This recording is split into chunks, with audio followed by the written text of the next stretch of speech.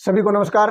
मैं आज आपको बहुत ही अत्यंत महत्वपूर्ण जानकारी देने जा रहा हूं, क्योंकि जैसे ही आदमी 40 की उम्र क्रॉस करने लगता है उस समय ये बीमारी शुरू होने की अधिकतर लोगों में संभावना बनती है। और ये इस समय परिस्थिति ऐसी चल रही है, अधिकतर लोगों में हो ही जाती है। तो क्यों ना उसमें अपना नंबर ना आए, भूलवश अगर आ भी गया तो उसका तुरंत समाधान अपने घर पे ही कर लेते हैं। वो मैं आपको बहुत बेहतरीन जानकारी दे रहा हूँ। बड़ा आसान नुस्खा है, घरेलू नुस्खा है, परंपरागत सदियों से चलता आ रहा नुस्खा इतना बेहतरीन है और 100% रिजल्ट शुदा। मैंने कई लोगों को, कई रोगियों को ये नुस्खा दिया है और उससे उनसे निजात पाई है। समस्या की विकट परिस्थिति थी, वो भी निजात पा ली उससे। सभी नवागंतुकों को मैं करबद्ध निवेदन करता हूँ, आप हमारे फेमिलियर बन जाइए।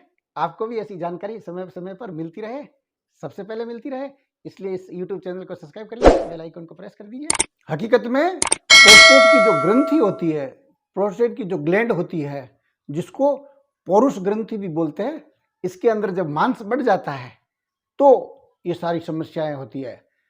ये मांस बढ़ने से पहले पेशाब में रुकावट आ जाती है, यूरिनरी ब्लैडर जो है वो भरा हुआ हर वक्त महसूस होता है। पेशाब करने जाते हैं तो रुक रुक के आता है, या आ गया तो ऐसे हो गया, पेशाब फुल हो गया, जैसे ही उठे वहां से थोड़े से चले तुरंत अपनों ऐसा लग रहा है कि अभी तक पेशाब और वापस करने जाना पड़ेगा, अंदर रुका हुआ है। ऐसी बार बार पेशाब लगता ही रहता है। बाद में कई बार तो ऐसी कंडीशन आ जाती है, ये समस्या रात को होने लग जाती है, फिर रात को उठ के जाना पड़ता है पेशाब के लिए, तो नींद भी खराब हो जाती है। नींद न आने से दूसरी सारी बीमारियां उत्पन्न होने लग जाती है। इतनी जबरदस्त ही ये प्रोस्टेट ग्लैंड की समस्या। अगर इसका एकदम आसान घरेलू नुस्खा है, अगर आप इसको कर लेते हो तो 21 दिन के अंदर ही आपकी ये समस्या जड़ मूल से खत्म हो जाती है। एलोपैथी में इसका इलाज है, ऑपरेशन भी दुनिया भर के प्रकार के आगे हैं अब तो। और जैसे ही आप मेडिसिन लेने जाओगे, बहुत लंबी चलेगी मेडिसिन, पता कर लेना, और उसके बाद में इसका समाधान हो पाएगा। तो अगर इतना लंबा भी ट्रीटमेंट ले रहे हो, समाधान भी नहीं है, साइड इफेक्ट भी आप जानते हो, तो क्यों ना आयुर्वेद का उपचार करें जो परंपरागत सदियों से चला आ रहा। वो आज बेहतरीन जानकारी मैं आपको देने जा रहा हूँ। जांच के दौरान आपको ये मालूम पड़ जाता है कि प्रोस्टेट की जो ग्लैंड है बढ़ गई है, उसमें मांस बढ़ गया है। कोई दिक्कत नहीं है, ज़्यादा असहज होने की जरूरत नहीं है। ये सामान्य सी प्रक्रिया है, सामान्य सी व्याधि है, उसको आसानी से ठीक किया जा सकता है।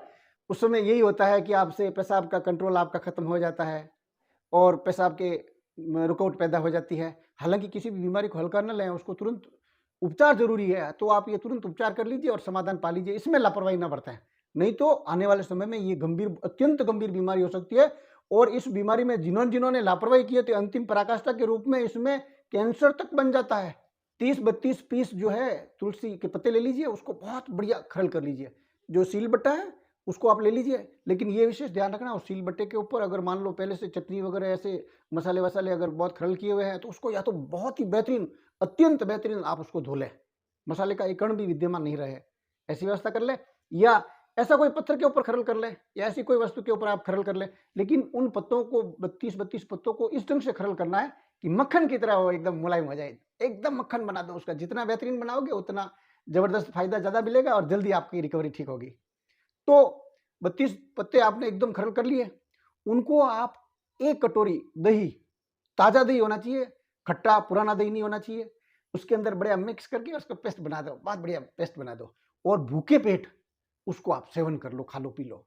और 1 घंटे तक उसके बाद में कुछ भी आपको ना खाना है ना पीना है। और उसके बाद में दूसरा उपाय आपको एक और करना है कि जो मक्की होती है, अनाज, मकई, उसके 20 भुट्टे लेने हैं। भुट्टे के ऊपर जो मूछें होती है, वो मूछें काम में लेनी है केवल। वो 20 भुट्टों की मूछें निकालकर आप 2 लीटर पानी में बेहतरीन उबालिए। उबालने के बाद में जब 1 लीटर वो शेष बच जाए, उसको कांच के पात्र में आप, ठंडा होने के बाद में उस कांच के पात्र में स्टोर कर लें, ढक्कन लगा दें बढ़िया सा, और रात्रि को सोते समय 2 चम्मच वो पानी सेवन करना है। आप ये दोनों उपाय कर लेते हो, 21 दिन के अंदर आपका, अगर कितनी भी समस्या है, प्रोस्टेट की ग्रंथि की कितनी भी इलाज हो गई हो और आपको ऑपरेशन का डॉक्टरों ने बोल दिया हो, आप मान के चलना आपके 21 दिन के अंदर न तो ऑपरेशन की आवश्यकता पड़ेगी, और ऑपरेशन करा भी लोगे तो वापस आपको ऑपरेशन करने वाले मरीजों के बाद में उनकी वापस इलाज हुई है, वापस ग्रंथि बढ़ी है, उनको वापस ऑपरेशन करने के बाद में भी इससे समाधान नहीं मिला। लेकिन इन दोनों नुस्खों का उपयोग करने वालों को वापस 99% लोगों को वापस प्रोस्टेट की शिकायत नहीं हुई है। तो क्यों ना, न तो ऑपरेशन की आवश्यकता और बिल्कुल न खर्चे के बराबर, आप ये दोनों उपाय आराम से कर लीजिए और समाधान कर लीजिए इस बीमारी का। आपने पूरा वीडियो देखा, बड़ी ही आसानतम तरीके की जो जानकारी है। ऐसी जानकारी को दूसरों का अगर भलाई का मन मूड आपका बन गया हो तो वायरल कर दीजिए। एक लाइक मेरे लिए।